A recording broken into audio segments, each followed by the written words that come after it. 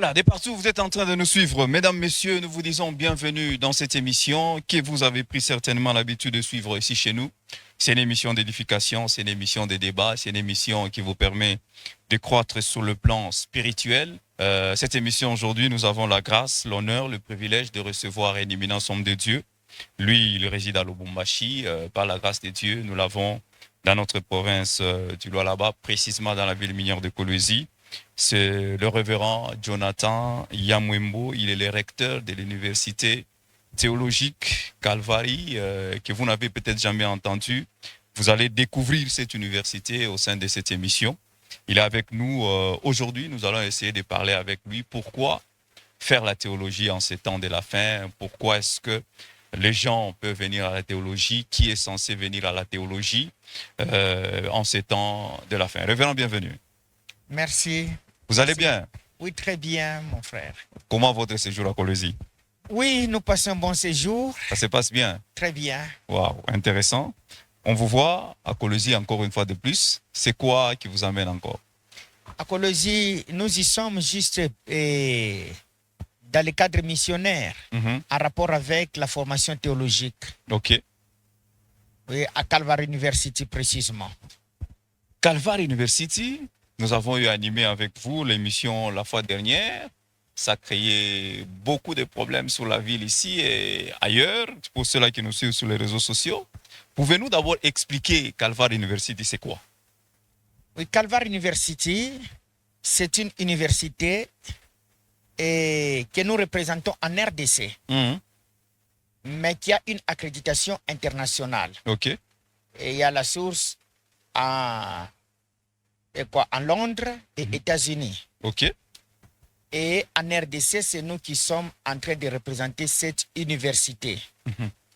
Et nous l'avons accueilli ici et à travers une université autochtone que nous appelons Université Teila au Congo. Parce que selon la norme du ministère de l'enseignement supérieur universitaire, recevoir une université étrangère, il faudra que ce soit une université autochtone qui le reçoit.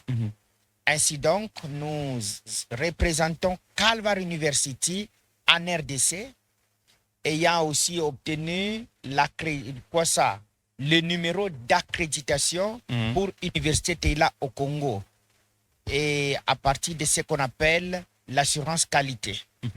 Alors, ce qui fait que nous représentons Calvary, qui est une université qui n'est pas seulement théologique.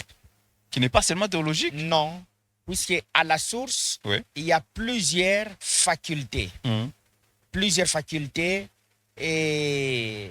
Avant que nous parlons des facultés, il y a certains qui disent que c'est peut-être le centre de formation où on vient former les serviteurs pendant un temps, ils reçoivent les brevets et puis ils partent. Comment réagissez-vous par rapport à ça?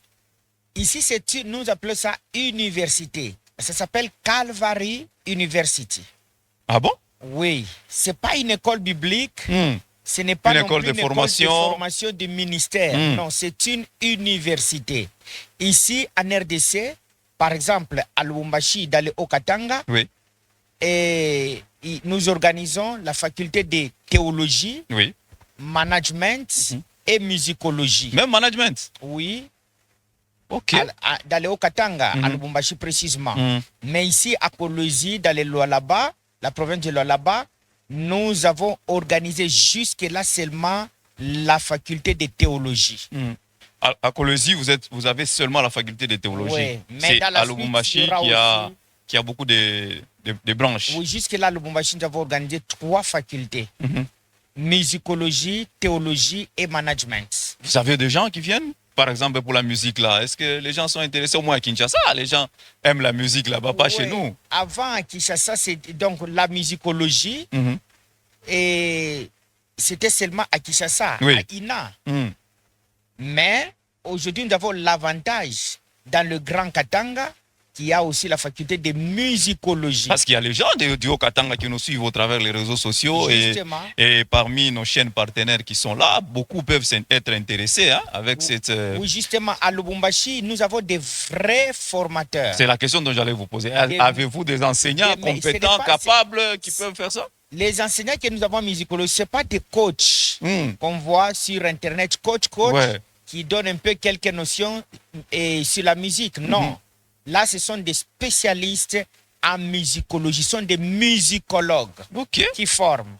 Et je crois que l'année prochaine, la faculté de musicologie sera aussi organisée ici au Lualaba. C'est intéressant pour les musiciens. Et voir même aussi le management. C'est intéressant pour les musiciens. Toutes les Justement. personnes qui sont en train de chanter là, ils peuvent avoir le talent, mais en dehors de ce talent, vous pouvez venir apprendre quelque chose qui va améliorer ce que vous avez. Justement, un talent ne peut mieux se développer que lorsque quelqu'un passe par la formation et la pratique. Ok.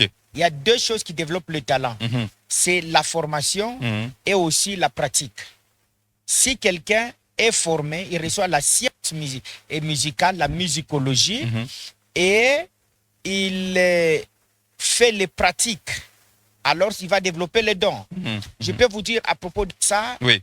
si vous avez déjà constaté, tous nos téléspectateurs vont me donner raison. Vous voyez par exemple le groupe Gaël. Ouais. Il n'y a pas un groupe qui peut comparer à Gaël. Aujourd'hui, tenu par le docteur Atoms. Boum. Oui. Pourquoi? Parce que Gaël rassemble plus. Tous les musiciens de Gaël sont des musicologues. Ok. Ce sont les gens qui sont passés à INA. Ils ont été formés. Et vous sentez la différence entre un musicien de talent sans formation et un musicien talentueux et bien formé. Waouh, il y a la différence. Voilà, merci mesdames, messieurs, auditeurs, auditrices, de partout vous êtes en train de nous suivre. Vous êtes sur les réseaux sociaux, vous nous retrouvez. Tapez juste Gros Plan TV. Vous partagez cette émission, vous partagez, vous likez, de sorte que quelqu'un puisse tomber sur la vidéo, qu'il soit informé de l'université ou qu'il soit également béni. Pour vous qui nous suivez à la radio, nous répondons 099 21 84 890. 099 21 84 890. Le temps de la fin et la théologie. Qu'est-ce qui caractérise le temps de la fin aujourd'hui qui va nous pousser à venir suivre la théologie? Et si je peux bien comprendre la question, c'est celle de savoir pourquoi faire la théologie au temps de la fin. Au temps de la fin, oui. Oui. En ce temps de la fin, il est très important de faire les études théologiques. Oui. Vous savez pourquoi? Je peux partir d'un texte biblique. Oui, allez-y. Nous sommes dans Daniel chapitre verset, là où le prophète Daniel reçoit l'ordre de Dieu à travers l'ange qui lui dit, toi Daniel, garde secrètes ces paroles. Scelle ce livre jusqu'au temps de la fin. Alors, plusieurs liront ce livre et la connaissance augmentera. Wow. Alors, vous allez vous rendre compte que ce verset se renvoie directement au temps de la fin. Et quand nous analysons ce texte, on voit premièrement, Dieu ordonne la préservation des textes. Ok. Du livre en question. Il fallait préserver cela et les cacher jusqu'au temps de la fin. Et ce qui devient encore plus intéressant, c'est lorsqu'il est dit plusieurs dont le livre va être gardé jusqu'au temps de la fin. Alors, au temps de la fin, plusieurs liront ce livre et la connaissance augmentera. Alors, vous allez vous rendre compte que quand on dit tout est lié au temps de la fin. Et en ce temps de la fin, Dieu prévoit l'augmentation de la connaissance. Ok. Voyez-vous ça? Ouais. Il prévoit l'augmentation de la connaissance. Et cette connaissance augmentera, ne peut augmenter que lorsqu'on lit le livre.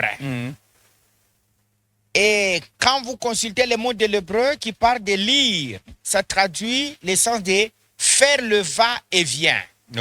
Premièrement, parce que plusieurs feront le va-et-vient dans ce livre. Et la connaissance augmentera. Et le va-et-vient traduit la recherche. Pour dire, plusieurs feront des recherches, des études, des recherches dans ce livre. Et quand on doit faire des études dans ce livre, on est déjà en train de faire la théologie. Alors, c'est là l'important de faire la théologie en ces temps de la fin, car cela conduira à l'augmentation de la connaissance. Wow. Ainsi, vous verrez, Pourquoi la question pourra venir, pourquoi augmenter la connaissance au temps de la Au fin? temps de la fin, oui. Pourquoi la connaissance doit augmenter? Premièrement, parce que l'Église de Christ, en ces temps de la fin, doit être préparée, doit être conduite à la perfection finale. Et la perfection finale nécessite une connaissance vraie, la connaissance de la vérité, telle que Dieu nous le présente dans les Saintes Écritures, et qui oblige une meilleure interprétation des Saintes Écritures. Ok. Et de deux, pourquoi la connaissance doit augmenter? C'est pour éradiquer les erreurs. Wow. Voyez-vous ça? Corriger les erreurs. Mais comment les gens peuvent avoir les erreurs? Ils ont le Saint-Esprit. Ouais. Le Saint-Esprit utilise l'homme en rapport avec la connaissance qu'il a. Oh, docteur. Si quelqu'un a les erreurs, le Saint-Esprit ne peut pas l'aider. Non, ici, il y a les erreurs, enlève un peu. Mais il corrige à partir des Saintes Écritures. Ok. Le Saint-Esprit nous a déjà donné la parole. Toute écriture est inspirée de Dieu. Utile pour instruire, corriger, et ainsi de suite. Vous allez vous rendre compte que le Saint-Esprit nous a déjà donné les Saintes Écritures. Ok. Alors, pour éviter les erreurs, il faut sonder les Écritures. Il faut étudier les Écritures. Alors, imaginez-vous que vous n'étudiez pas les Saintes Écritures comme il le faut. N'attendez pas que les Saint-Esprit viennent vous corriger dans vos erreurs. Parce qu'il nous utilise en rapport avec la connaissance que nous avons des Saintes Écritures. Oui. Alors, si tu as des erreurs, il va te corriger en étudiant les Saintes Écritures. C'est là qu'il va te montrer où est-ce que tu es en erreur. C'est là même on a la correction des hérésies, des hérésies doctrinales. En théologie, vous enseignez ça? Oui, parce qu'en théologie, on enseigne aussi comment éradiquer les erreurs sur le plan doctrinal. Ok. Nous avons par exemple les cours de la théologie des épîtres. Ok. Des épîtres apostoliques. On peut prendre par exemple la théologie des épîtres de Paul et des autres apôtres. Vous ne pouvez pas être dans la sainte doctrine si vous ne maîtrisez pas les épîtres apostoliques. Ok.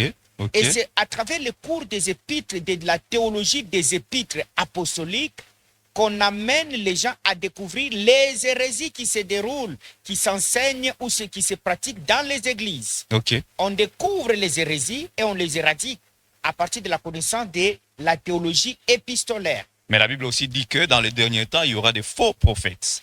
Justement, c'est la raison pour laquelle il faut faire la théologie, parce que l'une des raisons, c'est pour, je souligne, éradiquer les erreurs.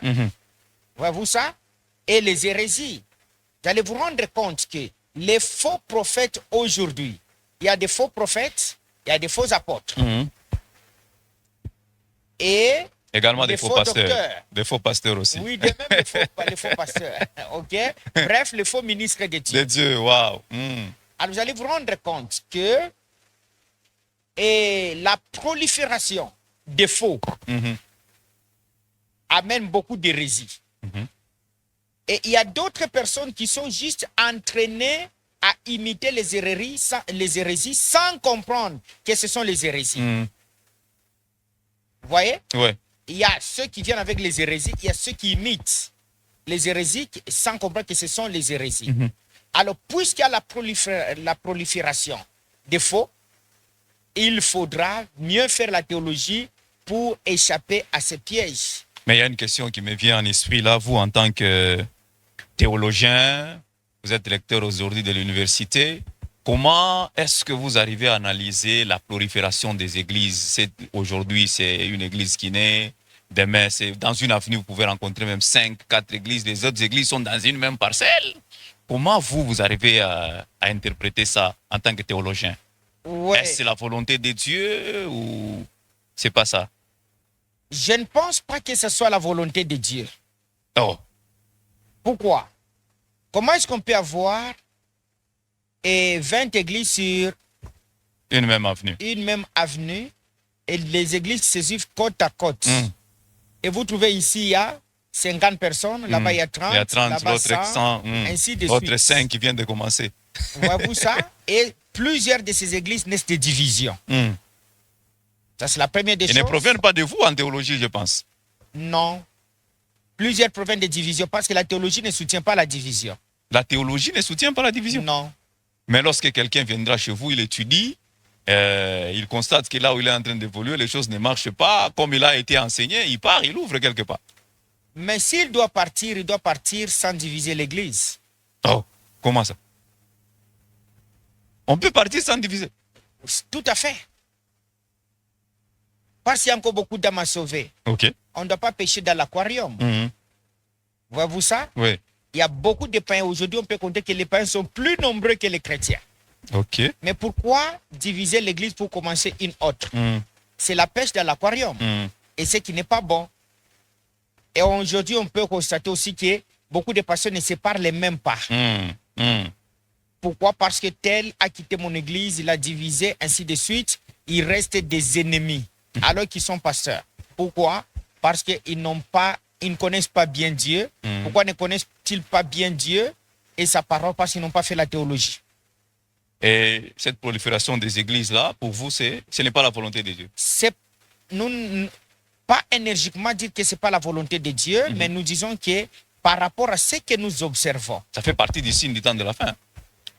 Oui, mais cependant, je veux dire que ce que nous constatons, la manière dont les églises naissent, ça ne respecte pas la norme de Dieu.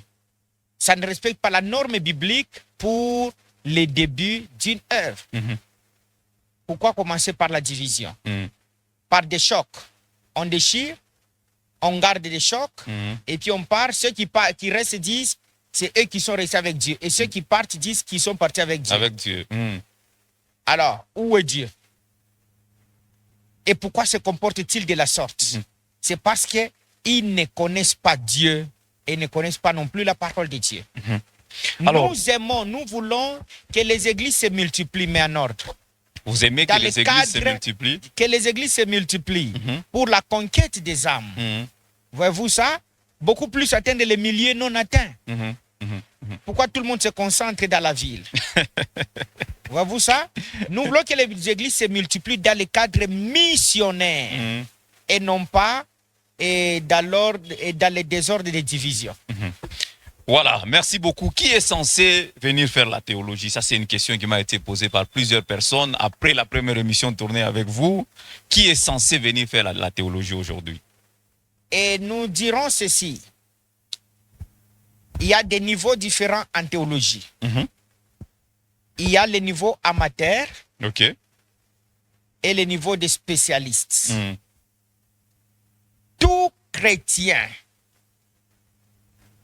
est censé faire la théologie. Oh. Tout chrétien? Oui, tout croyant est censé faire la théologie. Nous pensions que c'est seulement les appelés de Dieu, les ministres de Dieu qui peuvent aller faire la théologie. Tout chrétien va faire la théologie, Mais ça c'est va l'aider à quoi? premièrement, tout chrétien. Vous savez quoi? Dans les églises, nous poussons les enfants de Dieu à faire les études bibliques. Ok, oui. Ouais. Faire les études dans la Bible, lire, faire la méditation. Tout celui qui prend le sérieux à étudier les Saintes Écritures fait la théologie de manière informelle. Ok. Mais il le fait mal parce qu'ils ne connaissent pas les normes. Ceux qui étudient la Bible de manière très intéressée font déjà de manière implicite la théologie, mais de manière informelle. Alors, au lieu de continuer Sans comprendre certains éléments. sans comprendre certains éléments, ils ne connaissent même pas comment faire les études approfondies dans les Saintes Écritures. Alors, il est question, au lieu de continuer toujours dans l'informel, venir dans un cadre formel. Ok. C'est-à-dire dans une école où on forme les gens à devenir des bons théologiens. Alors, il y a le premier niveau, ce sont les théologiens amateurs. OK? Oui.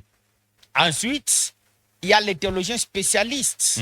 Ça, nous disons toujours, tout celui qui a le ministère, qui a l'appel de Dieu, une vocation divine, est censé aller plus loin avec la formation théologique jusqu'à devenir un spécialiste. Ok. Alors, tout chrétien peut faire la théologie, mais les ministres de Dieu sont censés devenir des spécialistes dans l'une des branches théologiques. Mais si un ministre de Dieu a déjà fait quand même longtemps dans l'œuvre de Dieu, Dieu l'a appelé il y a très longtemps, est-ce qu'aujourd'hui il est important qu'il vienne aussi étudier? Très important. Pourquoi? Il a de l'expérience. Vous pouvez travailler sans formation théologique, ok? Mais vous allez vous retrouver que vous allez commettre beaucoup d'erreurs. Avant d'acquérir cette expérience dont vous parlez, Oui. il y a d'abord la consommation d'erreurs. Vous avez consommé les erreurs. Vous allez d'abord consommer les erreurs. Ok. Et vous allez commencer à apprendre à partir de vos erreurs. Et c'est là le problème. Je vais vous dire, par exemple, dans notre université, à l'université là au Congo, Calvary University, partout là où nous avons nos campus, nous avons reçu et nous continuons à recevoir beaucoup de personnes, même en position de père. Les bishops. Oui, des bishops, des évêques et consorts, des révérends pasteurs, des prophètes et tout. Toutes les catégories confondues. Ils viennent étudier. Ils viennent étudier. Mais ce qui nous impressionne... Même ceux-là qui ont des grandes églises, révérend. Mais je vous dis des grandes églises. Des grandes églises. Ok. Mais ce qui nous surprend toujours, Oui. c'est leur repentance Oh. dans les auditoires. C'est leur repentance. Comment ça? Ils ont pris le courage, plusieurs, Ok. de se repentir dans les auditoires pour dire nous avons commis beaucoup d'erreurs. Comment corriger ces erreurs? Voyez-vous ça? Je connais d'autres, comme par exemple un prophète qui avait fermé son église. Il a abandonné l'église. Il avait fermé l'église, il avait dit je ne vais pas continuer à commettre les erreurs. Je ne vais pas mettre que mon casier judiciaire soit plein d'erreurs Ok. devant Dieu. Il a été conscient. Mieux serait de fermer d'abord, continuer à étudier. Quand j'arriverai au bout, alors je pourrai reprendre. Et effectivement, lorsqu'il avait terminé les 3 années de formation, alors il avait repris. Et d'autres n'ont pas fermé. Mais ils ont continué à travailler en corrigeant les erreurs. Les erreurs du passé. Ils m'ont posé plusieurs fois des questions dans les auditoires. Comment corriger ces erreurs que nous avons commises? Et je les avais donné la stratégie de corriger les erreurs. Ok. Et nous disons ceci. Tout homme peut commettre les erreurs. C'est possible de commettre les erreurs, mais la plus grosse erreur, c'est demeurer dans l'erreur. Ok. Ok. Ok. Là, c'est la plus grosse erreur, demeurer dans l'erreur. Mais lorsqu'on découvre l'erreur, on corrige, on est meilleur. Mais par rapport à l'âge, je voulais aussi parler de ça parce qu'il y a un révérend qui m'a appelé, m'a dit, moi, mon âge ici, au-delà de 50 ans, est-ce que je peux encore venir m'asseoir, apprendre? Comment est-ce que ça se passe avec cette université-là? Oui. Vous pouvez lui répondre aujourd'hui. Dans notre université, nous avons ce que nous appelons un programme andragogique, Ça veut dire? un programme adapté aux responsables. Ok. Voyez-vous ça? Nous ne Ils ne formons vont pas étudier avec les autres de 12 ans, 15 ans, 20 nous ne formons ans. pas les responsables comme on forme les jeunes gens. Ok. Voyez-vous ça? Et nous avons les jeunes adultes et aussi les jeunes émergents, les adultes émergents Ouais. que nous formons. On ne les mêle pas avec les vieux. Je vais vous donner l'exemple. L'année passée, dans notre université, il y a un révérend de 70 ans. Ah bon? 70 70 ans. Waouh. Qui Il a accepté de venir étudier. Il a évolué jusqu'à décrocher son diplôme de doctorat À Lubumbashi ou bien ici? à Lubumbashi. Ok. Il a obtenu son diplôme de doctorat à 70 ans. Imaginez-vous quelqu'un de 70 ans. Mais il a compris qu'il fallait étudier Ouais. jusqu'à accéder au niveau des doctorats. Et pour dire, il n'y a pas de retard. Ok. Les responsables, nous tenons compte des responsabilités. C'est pourquoi nous avons un programme adapté aux responsables qu'on appelle la licence spéciale. Il y a aussi la licence spéciale. La licence spéciale, c'est un programme adapté aux responsables. Ok. On n'admet pas les jeunes gens qui ont encore le temps de... Un pasteur se mélanger Ouais. avec les fidèles, tout ça, en train d'étudier on ensemble. leur donne un programme spécial, la licence spéciale. Ok. Et nous tenons compte de leur emploi de temps. Nous ne les obligeons pas d'être dans les auditoires. Il y a les temps qui doivent être dans les auditoires. Il y a les temps qui doivent étudier en dehors des auditoires.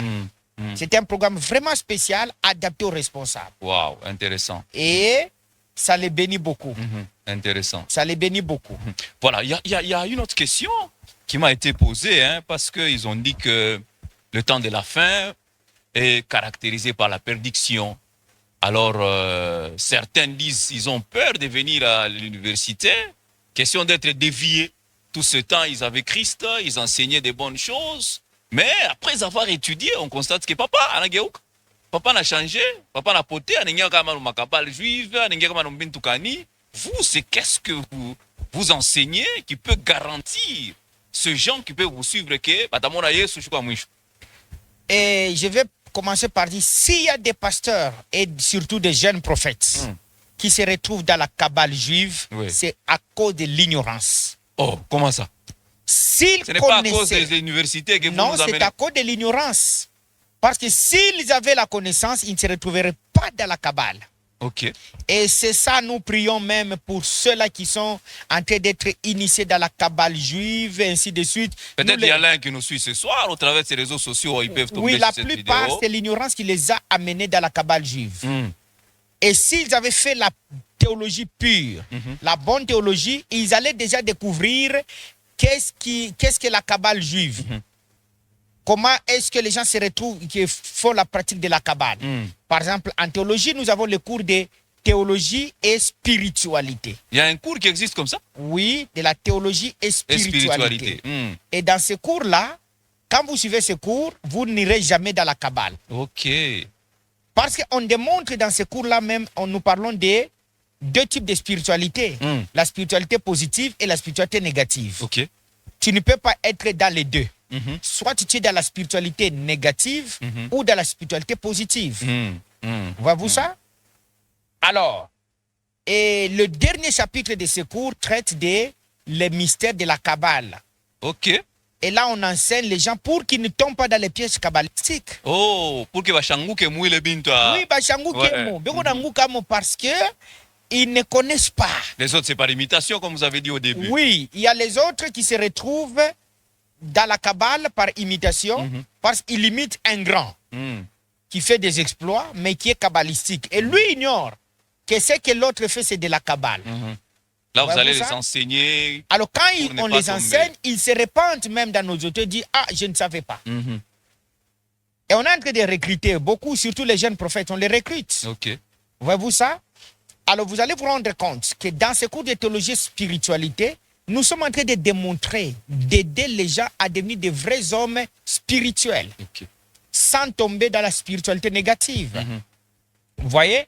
Et dans ce cours, nous démontrons que tu peux être charnel, mais en plein exercice des dons.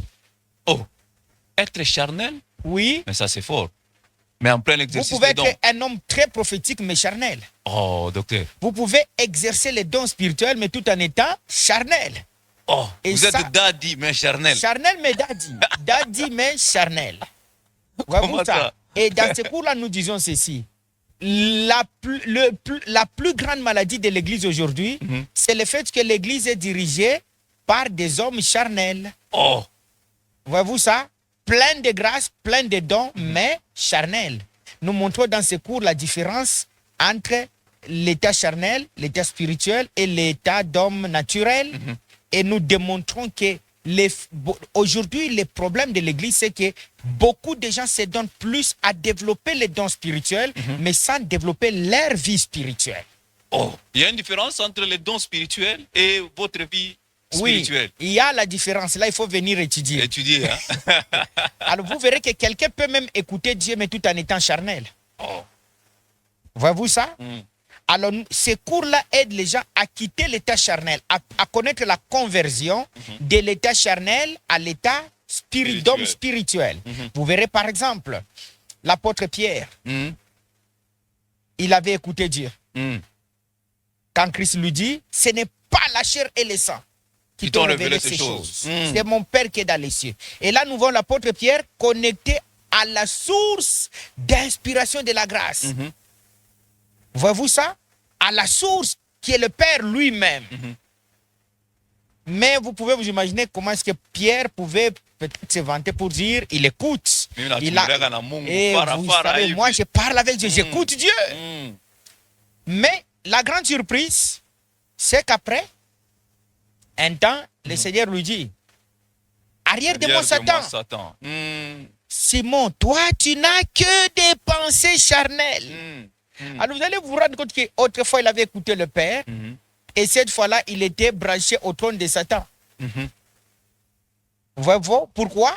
Parce qu'il était encore charnel.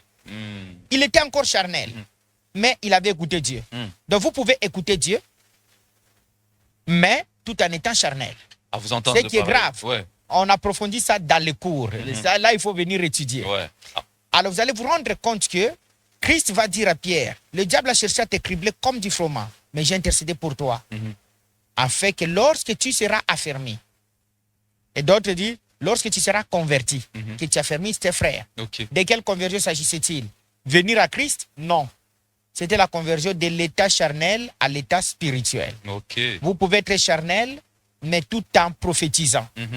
Et arriver jusqu'à la porte de l'enfer, en train de prophétiser et finir en enfer. Waouh. Voyez-vous Ils seront ça? comme ces gens-là que Christ a dit, je ne vous ai Je vous ai jamais connu, mais Or, ils ont dit, nous avons prophétisé, nous avons prophétisé en ton nom. Nous avons fait des miracles en ton nom. Nous avons prêché en ton nom. Mais je ne vous ai jamais connu. Pourquoi? Parce qu'ils étaient charnels. Donc, à vous entendre parler, on peut avoir une grande église, Mais les tout en membres étant vous suivent, charnel.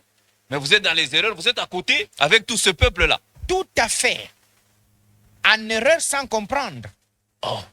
Et vous savez, autrefois j'avais dit une chose. Un ignorant ignore qu'il est ignorant. C'est en face de la connaissance qu'il se rendra compte de la dose de son ignorance. Et la connaissance sera au tableau. Oui, voilà. La connaissance sera au tableau. Ah, donc je ne connaissais pas ça. Voyez-vous ça? Alors, c'est ça le problème de plusieurs. On est plus zélé dans le ministère, mais sans connaissance. Le zèle sans connaissance est dangereux. C'est nuisible pour la personne et le ministre de Dieu lui-même est aussi nuisible pour les gens qui lui font confiance. Parce qu'aujourd'hui, le problème, c'est que les gens suivent plus les manifestations des dons. Guérison, délivrance et conseil. J'aime ça. Ouais. Parce que moi-même aussi, je suis charismatique. Non, apparemment, en théologie, ces histoires, vous ne les aimez pas. Mais je vous Vous aimez enseigner comme les prêtres, tout ça. Je pense qu'il faut venir dans notre église et voir lorsque nous prêchons. Quelqu'un a même dit qu'il connaît un pasteur qui était très fort, très puissant, charismatique. Mais après avoir fait la théologie, alors quoi ça, en tout cas, on est haut, ça Non, cela veut dire qu'il a fait une mauvaise théologie. Ah bon? Peut-être qu'il a fait la théologie libérale. Mais la théologie que nous faisons, ça vous rend encore plus charismatique. Oh! Parce que en théologie, nous avons le cours tel que la pneumatologie, la théologie du Saint-Esprit. C'est un cours. Mais comment est-ce qu'on va enseigner ça en théologie et on n'est pas charismatique? Vous étudiez le Saint-Esprit alors? Oh, le Saint-Esprit, on ne peut pas l'étudier. On n'étudie pas le Saint-Esprit, mais nous étudions tout ce qui est autour, tout ce qui est dit autour de la personne du Saint-Esprit. Ok. Et comment est-ce que tu peux être utilisé par le Saint-Esprit? Au lieu d'être utilisé par les démons glorieux, il faut être utilisé par le Saint-Esprit. Oh, être utilisé par les démons? Oui, il y a les démons glorieux qui utilisent les gens qui font des miracles, des guérisons, des délivrances. Et on voit la gloire alors que ce sont des démons. Les gens risquent de se repentir pendant l'émission. En fait, il est question de connaître pour ne pas pratiquer les erreurs. Alors vous allez vous rendre compte que lorsque nous travaillons avec le Saint-Esprit, nous savons comment ça se passe. Voyez-vous ça? Oui. Parce qu'on connaît. Mais plusieurs se retrouvent même en train d'être étudiés par des démons glorieux. Et ils pensent qu'ils ont toujours c'est toujours le Saint-Esprit. Je vous donne un exemple. Oui, allez-y. Quelqu'un qui vit pleinement dans le péché. OK? Oui. Sans repentance. Mais il continue à expérimenter les manifestations, l'opération des dons spirituels. OK? Oui. Nous avons déjà rencontré certains prophètes. Ils disent, mais si ce que je fais est mauvais, pourquoi quand je prie pour les malades, les malades sont guéris? Pourquoi quand je fais ça, Alors, la main, les gens tombent? Pourquoi? Voyez-vous ça? Et pour eux, ils confondent les manifestations des dons avec l'action de Dieu, avec Dieu dans leur vie. Au lieu de se repentir, ils continuent, ils disent, si c'était mauvais, pourquoi je vois encore les œuvres? Pourquoi les gens viennent encore en grand nombre vers moi? Si ce que je fais, c'est le péché. Voyez-vous ça? Oui. Alors que d'autres sont déjà sous la direction des démons glorieux. Parce que les démons glorieux vont faire à ce que tu vis dans le péché, mais ils touchent aussi à tes dons. Ils se manifestent pour que tu n'aies pas besoin de te repentir. Ok. Ils t'éloignent de Dieu. Ils t'éloignent de Dieu. Et c'est comme ça que beaucoup se sont retrouvés enfoncés dans le péché, mais continuent à prêcher, continuent à faire des délivrances, des guérisons, ainsi de suite. Tout ça, vous enseignez ça à l'université? Nous enseignons.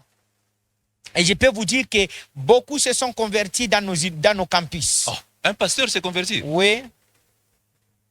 Il se Beaucoup répand se sont convertis et plusieurs se sont repentis. après avoir écouté ça. Oui, après avoir écouté des choses que nous enseignons. Vous avez aujourd'hui en République démocratique du Congo, vous êtes à combien de lieux avec votre université théologique? Oui, Calvary Université, Université là au Congo, nous avons des campus.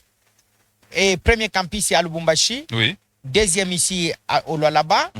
Troisième à Likasi. Oh, vous êtes aussi à Likasi? Oui, oui. Quatrième à Kambov. Ok. Et cinquième à Kasumbalesa. Vous êtes à Kasumbalesa? Oui, nous avons 5 campus. Waouh, intéressant. Alors, quelqu'un qui n'a pas étudié, qui a étudié jusqu'à ne pas avoir son diplôme d'université, est-ce qu'il a aussi la probabilité ou cette possibilité de venir étudier chez vous? Oui, nous sommes en train d'exploiter le programme anglophone parce que Calvary University, c'est une université anglophone. Dans le contexte anglophone, il y a quand quelqu'un n'a pas de diplôme, oui. ok, des diplômes d'État, comme chez nous, qui donnent l'accès à l'université, on l'octroie ce qu'on appelle le certificate. Et le certificate, c'est un diplôme qu'on donne au premier niveau. Ok. Quand quelqu'un reçoit ça, il est diplômé en théologie. Qu'il ait le diplôme d'État ou pas. Voyez-vous ça? Oui. On les admet pour 2 ans. Ok. De formation. Tout celui qui n'a pas de diplôme d'État, on l'admet pour 2 ans. 2 années académiques, parce qu'une année académique vaut 10 mois. Donc, on l'admet pour 2 années académiques. Oui. Et celui qui a le diplôme peut continuer en licence et master, doctorate, PhD. Maintenant, quand il finit avec les diplômes de TI là, de votre université, il reste pasteur, il va quelque part avec ses frères, il les amène avec le bois et les tam-tams, il commence une église. Ce diplôme-là peut l'aider à quoi? Non, ces diplômes-là, ce n'est pas tout celui qui vient faire la théologie qui doit être pasteur d'une église. Ah bon? Il y a des théologiens qui ne sont pas des pasteurs. Il va faire quoi, docteur? Mais il est dans son église, il travaille dans son église comme ministre de Dieu. Ce n'est pas tout le monde qui est censé avoir une église. Mais ce diplôme en dehors de l'église, ça peut nous aider? De deux, je vais y arriver. De deux, quelqu'un peut terminer la théologie, il a la vocation pastorale. Ce n'est pas nous qui allons le libérer pour commencer l'église. Vous n'allez pas prier pour lui? Non, il a son père dans la foi et son père dans le ministère. C'est son père qui doit le libérer. Et puis là, nous conseillons quand même au pasteur, si votre fils a terminé la théologie et que vous savez qu'il a l'appel à diriger une église, à être pasteur, libérez-les. Il ne faut pas les garder. Voyez-vous ça? C'est important de les libérer. Ça va faire peut-être la croissance de l'église en extension. Au lieu de garder une personne, dans l'église, vaut mieux le libérer et elle gagnera plusieurs. Et l'église va croître en extension. Mais nos diplômes, ce n'est pas seulement pour l'exercice du ministère. Ça nous aide à quoi? Et les diplômes théologiques de Calvary ont une accréditation internationale. Et vous verrez qu'avec ce diplôme, il y a beaucoup qui travaillent dans des entreprises, même ici au Lualaba. Avec les diplômes de Calvary? Avec les diplômes de Calvary, même ici dans les mining de Lualaba. Vous présentez ça dans les mining, on vous prend comme agent? Avec de haute crédibilité. Ah bon? Oui. Vous voyez? Il y en a, je peux vous dire. Mais vous allez aller prêcher là-bas? Vous allez faire quoi, docteur? Pas prêcher, parce que nous apprenons beaucoup de choses. Vous pouvez vous imaginer que nous avons même en théologie le cours de leadership, le leadership management, et consorts, ainsi de suite. Donc, on ne forme pas seulement quelqu'un en rapport avec la Bible. Parce qu'à un certain niveau, l'Église a 2 facettes. la facette spirituelle et la facette de l'entreprise. Voyez-vous ça? Ouais. Il faut organiser l'église, développer l'église comme une entreprise et qu'à partir de l'église, les entreprises peuvent naître. Waouh, ça c'est fort ça. Voyez-vous ça? Alors, on apprend tout ça en théologie. Vous voyez? Et surtout Voyez, que les par en- exemple, les pasteurs qui ne vivent que des offrandes De l'église. et des dîmes, des dons. Mm. Et quand ça entre, C'est la c'est femme qui fini. récupère. Ça se consomme et puis on attend encore. Encore. Alors qu'en théologie, on apprend aussi la gestion des finances pour que vous ne puissiez pas rester seulement ministre de Dieu. Dépendant du Comment panier. devenir un ministre, leader, manager. Waouh, ça s'apprend ça? Ça s'apprend en théologie. Pour faire passer le ministre de Dieu du ministère au leader, du leader au manager. Waouh. Et c'est le manager qui sait organiser une entreprise. Voyez-vous ça? Ouais, ouais. Alors, à partir d'une église, on peut donner naissance à une entreprise. Ok. Voyez-vous ça? Mhm. On apprend la gestion, l'administration et consorts. Je voulais dire que surtout que dans les entreprises, on a besoin de bons messieurs. Oui, des messieurs C'est intègres. correct, intègre, sans détournement. C'est pourquoi il y a plusieurs à qui on a donné des postes de responsabilité dans des entreprises, dans des mining. OK? Ouais. Des postes de responsabilité. Pourquoi? Parce qu'ils sont intègres. Ils sont d'abord théologiens. Parce qu'on ne peut pas être théologien sans vertu. Nous disons, un bon théologien, c'est un homme d'une vie vertueuse. Ok. Voyez-vous ça? Et les vertus qu'on trouve dans la vie d'un théologien sont utiles dans des entreprises. Voyez-vous ça? On en a besoin vraiment. Alors, les entreprises ont besoin de gens comme ça. Surtout dans le monde anglophone. Ouais. On a étudié, quand c'était notre temps d'étudier, puisqu'on était attaché au Zimbabwe Sud. C'est là où on allait étudier. Oui. Mais on s'est retrouvé dans les auditoires avec des diplomates, des députés, des chefs d'entreprise. Ils venaient faire la théologie avec nous. Pourquoi? C'était pour avoir encore de la crédibilité dans leur domaine. Parce que dans le monde anglophone, si vous êtes spécialisé dans tel domaine et qu'on constate que vous êtes, on découvre que vous êtes aussi théologien, on vous fait confiance. Chez les anglophones. Oui, Waouh. on vous fait confiance. Il faut Alors, amener ces dimensions aussi ici, en RDC. Hein? Tout à fait, tout à fait. Alors, ici, en RDC, nous avons dans notre université d'autres qui sont même des enseignants, qui sont devenus des enseignants, mais qui ont occupé des grands postes de responsabilité avec nos diplômes. Ok. Donc avec les diplômes de Il y en a qui sont Calvary, même des directeurs, des DRH, des directeurs, des chefs de département et consorts avec nos diplômes. il y a même certains qui pouvaient se dire qu'ils n'avaient pas peut-être le moyen d'étudier, de faire quoi que ce soit. Mais en vous écoutant ce soir, il peut venir avec son diplôme à Calvary, il étudie et il s'en sort dans la vie. Mais tout à fait, je vous dis, 6 mois ici, je pouvais avoir le temps de travailler dans une entreprise, j'allais être vraiment un grand chef. Ok. Voyez-vous ça? Et l'un des nôtres qui avait aussi, qui travaille jusqu'à présent, qui avait travaillé au temps de Matata Amponio, c'était mon chef. Ok. OK? Mon chef direct. Et il avait travaillé avec Matata Amponio autant que, donc, il était Premier ministre. Quand il était Premier ministre, oui. Voyez-vous ça? Il a travaillé là comme conseiller Ok. à la primature. Actuellement, il travaille donc au ministère des Affaires étrangères, toujours à des postes très élevés. Très élevé. Voyez-vous ça? Donc ce Et n'est il y pas en a seulement qui sont être dans des pasteur, ce n'est entreprises. pas Non, c'est pas seulement... seulement pour être pasteur, Ça peut mais vous c'est aider. aussi être bien façonné, avoir une vie selon Dieu, connaître les choses de Dieu, connaître les choses de Dieu, et connaître aussi comment vivre, comment travailler dans la société. Quel est le mot Parce que que vous c'est adressez? l'Église qui doit développer la société. Quel est le mot que vous adressez à ces gens qui sont à Lubumbashi, Kasumbalesa, Kambov, Likasi, vous avez dit, également ici à Kolwezi, c'est là qui nous suivent un peu de partout, qui peuvent venir à votre université? En tout cas, et à tous les téléspectateurs des gros plans, nous vous invitons à prendre la meilleure décision et venir faire la théologie à Calvary University et Université Teila au Congo. nous représentons cette université et qui a une accréditation internationale. Et il y a une excellente formation parce que nous avons été sérieusement formés et nous formons très bien. Dans notre université, il y a des docteurs, il y a des gens qui ont des diplômes de PhD, il y a des professeurs. Et je vais même dire, nous n'avons pas seulement les professeurs théologiens. Il y a d'autres cours qui sont donnés par des professeurs de l'UNILU. Ok. Ils viennent à Colosie. Oui, qui viennent à Colosie, même récemment. Il y a eu, et nous avons envoyé le secrétaire général académique. C'est un professeur de l'UNILU. Ok.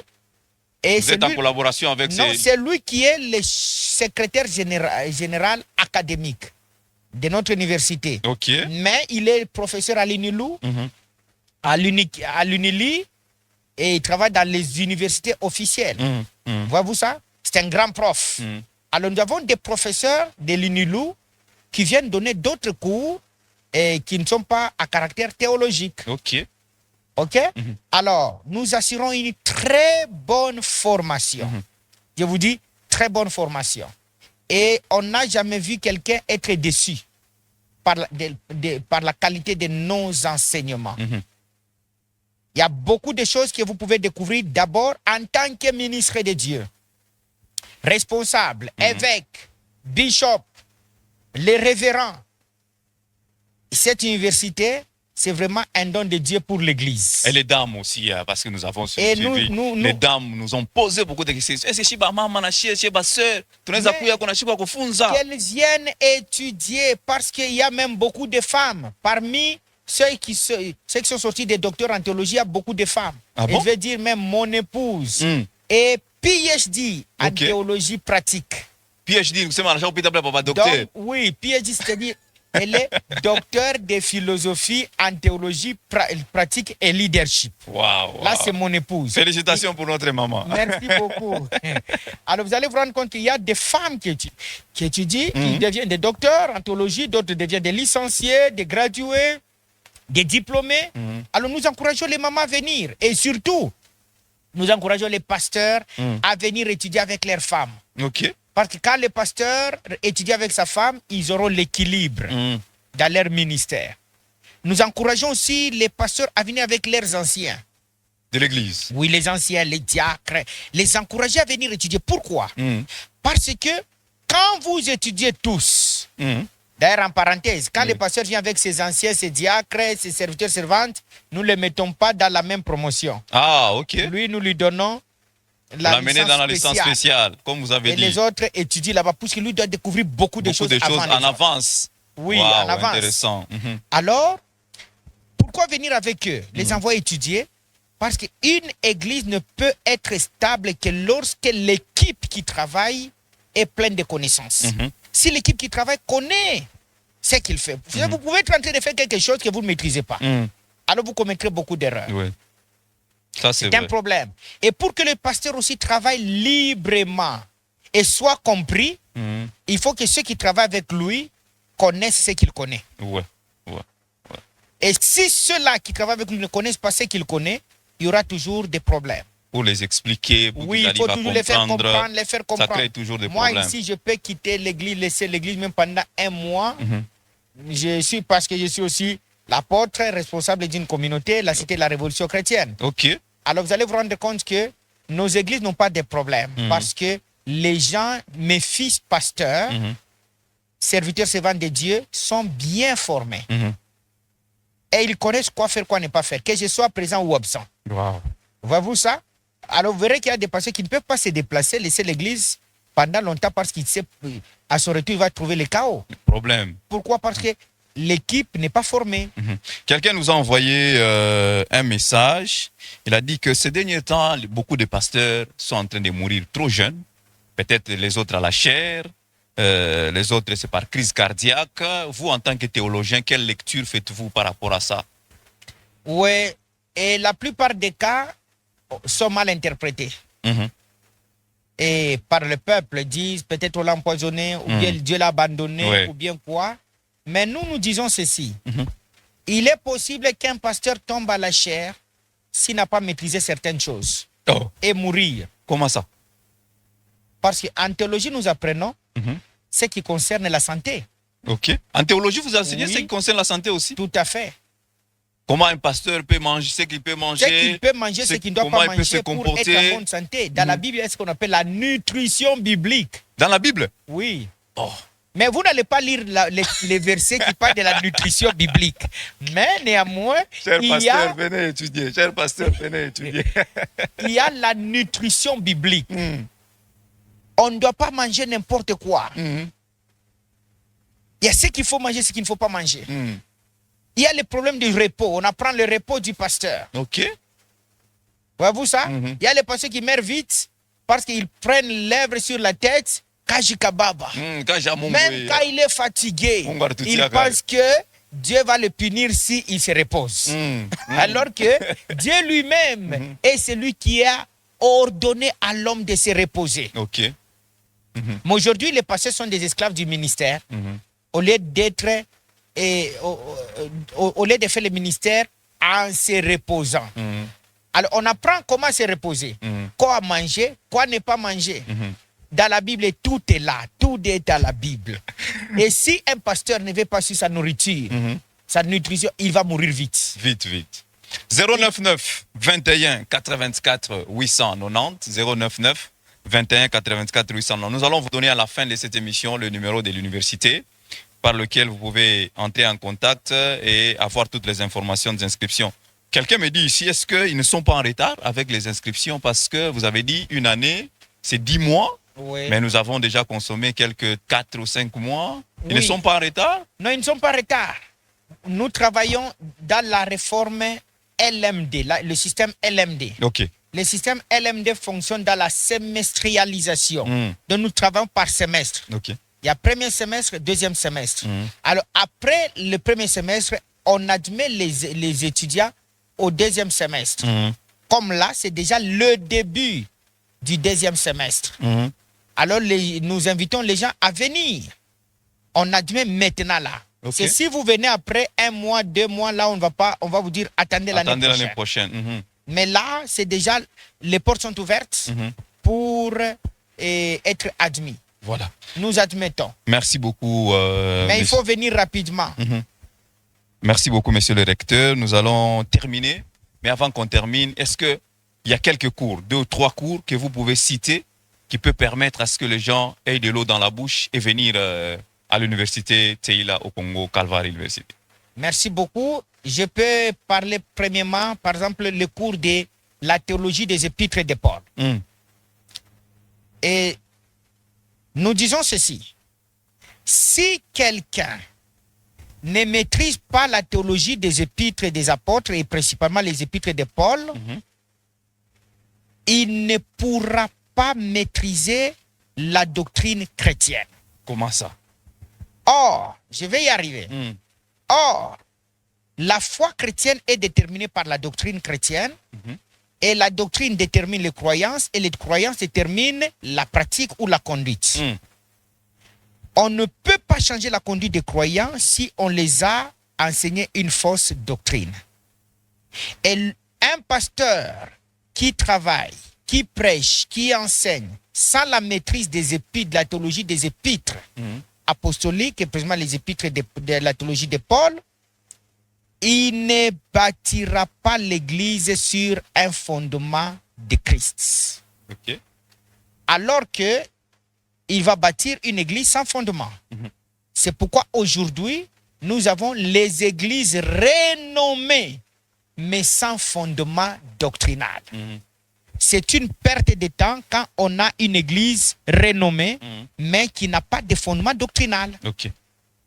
Voyez-vous ça? Mhm. Les apôtres ont posé les fondements et nous devons bâtir dessus. Mhm. Sur quel fondement? Doctrinal. Et aujourd'hui, il y a beaucoup qui fabriquent des pratiques qui s'éloignent des fondements doctrinaux. Mm. Et ça fait des problèmes à l'église.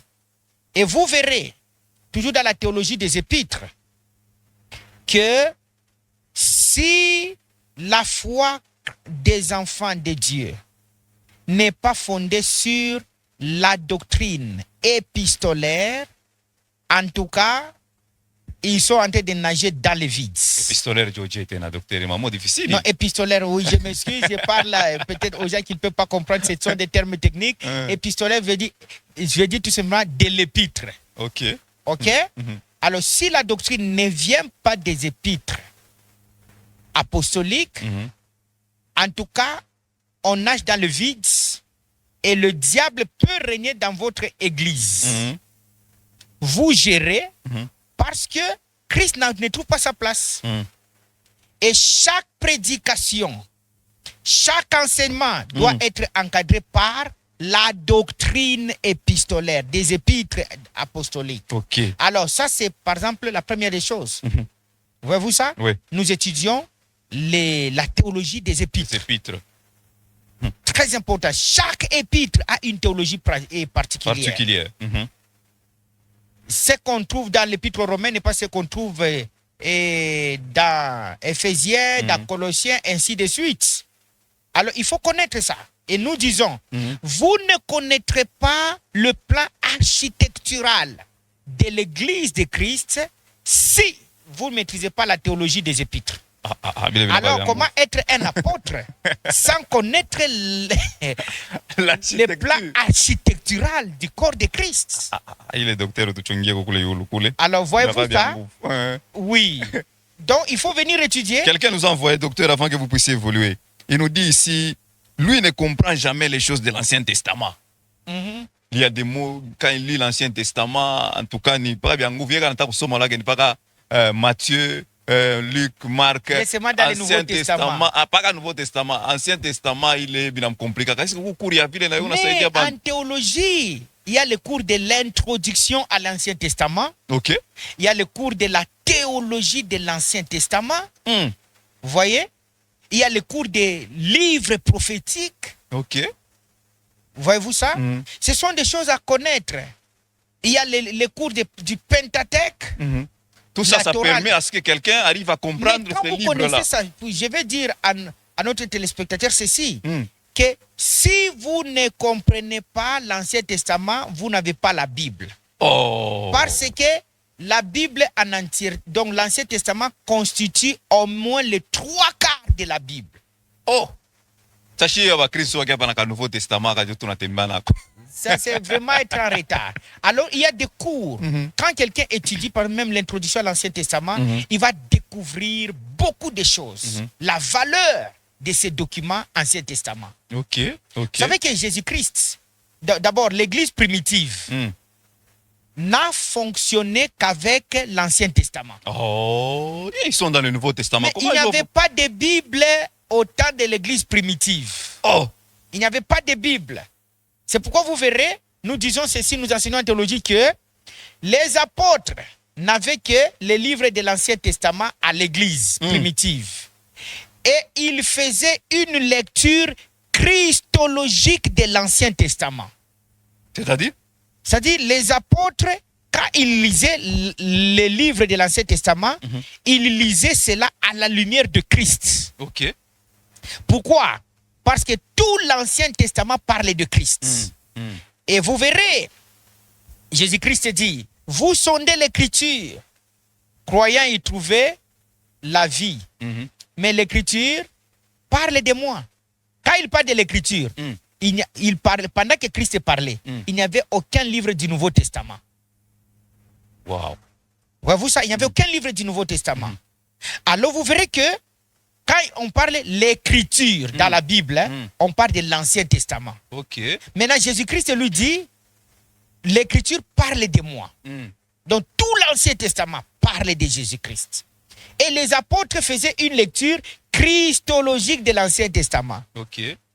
Ils voyaient Christ dans tout l'Ancien Testament. Et Jésus-Christ va dire aussi, vous êtes en erreur parce que vous ne connaissez ni l'écriture, ni la puissance de Dieu. Alors, quand il dit vous êtes en erreur, quand on exploite le mot là, erreur, quoi ça? Du grec, ça signifie, quoi ça? Un égarement. Ok. Vous êtes égaré. Vous êtes égaré, puisque vous ne connaissez ni l'écriture, c'est-à-dire vous ne connaissez pas l'Ancien Testament, ni la puissance de Dieu. Wow. Alors, ça, c'est Christ qui a dit. C'est pourquoi il est très important de connaître l'Ancien Testament. Et moi, je suis le spécialiste. J'ai le PhD en théologie biblique et exégétique de l'Ancien Testament. Wow. C'est beau. Merci. Et quand tu maîtrises l'Ancien Testament, tu peux maîtriser toute la Bible. Voilà, merci beaucoup, Révérend Jonathan, pour cette émission. Aujourd'hui, nous sommes arrivés à la fin. Alors, avant que je vous donne les derniers mots, je communique les numéros de l'université par lesquels les gens peuvent entrer en contact avec votre université. C'est les 099 058 76 78. 099 058 76 58. C'est le numéro de l'université 099 058 76 78. C'est le numéro par lequel vous pouvez entrer en contact avec l'université. Alors, le dernier mot pour ce soir, avant que nous puissions nous séparer. Et merci beaucoup d'abord de nous recevoir dans votre émission, merci. De nous inviter. Et ce que je veux dire à nos téléspectateurs, c'est que sur le plateau, on ne sait pas tout dire. 45 minutes. Vous allez vous rendre compte qu'il y a beaucoup de choses à dire et beaucoup de choses à apprendre. Il est temps d'ajouter à votre foi la vertu, à votre vertu, la science. Et la science chrétienne, c'est la théologie. Et faire la théologie, c'est la réponse que nous donnons à Dieu qui s'est révélé lui-même pour nous. Il s'est révélé à nous lui-même. Alors, pour que nous puissions le connaître comme il s'est révélé. Ainsi donc, nous vous invitons à venir faire la théologie pour être équipé en rapport avec votre ministère, pour connaître Dieu. Pour connaître Dieu et pour vraiment avoir le bagage suffisant pour votre ministère. Ainsi, ça, c'est vraiment notre invitation. Là, nous sommes en début de deuxième semestre. Les portes sont ouvertes. Vous pouvez venir rapidement vous faire enregistrer pour commencer votre formation. Il y a beaucoup de choses à apprendre. J'espère que vous avez des bons professeurs chez vous. Je veux dire que nous avons les professeurs, les enseignements hautement qualifiés. Je dis bien hautement qualifiés. Qui vous ressemblent. Parce que, oui, qui nous ressemblent. Qui nous ressemblent. Alors, il est question de venir étudier. Nous avons beaucoup de cours que quand vous suivrez, vous direz merci au Seigneur. Voilà, merci beaucoup d'être venu. Nous osons vous retrouver dans nos prochains numéros par la grâce de Dieu avec notre sujet, notre thème qui bénira les enfants de Dieu ici chez nous, à Kolwezi, en République démocratique du Congo, pourquoi pas, c'est que nous suivons sur les réseaux sociaux et sur l'Internet. Merci, Révérend, d'être venu. Je vous en prie. Alors, mesdames, messieurs, vous qui nous avez suivis de partout, nous vous disons sincèrement merci. Vous êtes tombés sur cette vidéo, n'hésitez pas à les partager. Liker, nous sommes sur Gros Plan TV sur YouTube, également sur Facebook, Gros Plan Télévision. N'hésitez pas à venir dans cette émission, vous êtes pasteur, apôtre, bishop, nous vous recevons au 099 21 84 890. 099 21 84 890. Restez branchés sur nos antennes, jamais alors jamais vous ne serez déçus. Bye bye, excellente soirée show. Merci.